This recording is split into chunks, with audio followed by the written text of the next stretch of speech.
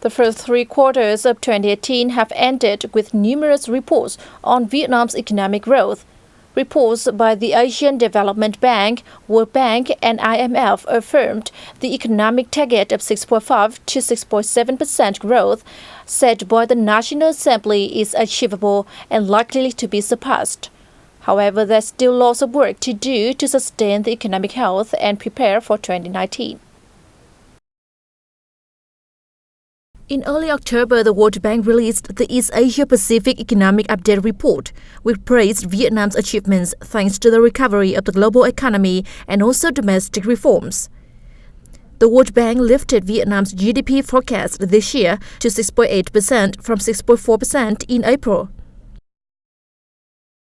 Vietnam is definitely one of the leader in the region in terms of whether you look at FDI per capita, whether you look at FDI as a share of GDP, Vietnam is performing quite well. Meanwhile, the ADB's report downgraded the country's economic growth forecast from 7.1% in April to 6.9%. According to the ADB, equal growth among sectors is a driving force for the country's growth.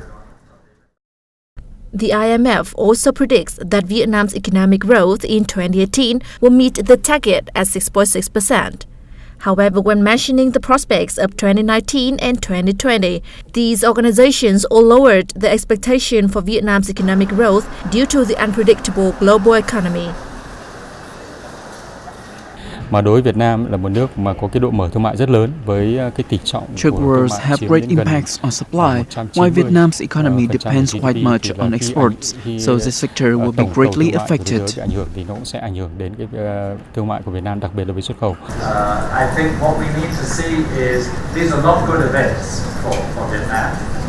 There may be a beneficial impact in the short term, but we have to see how that plays out over the longer term. And the longer term risk is trade contraction in general and higher competition as a result of that, and Vietnam being squeezed out as a result of that competition. So clearly this is a concern for Vietnam that government is well aware of.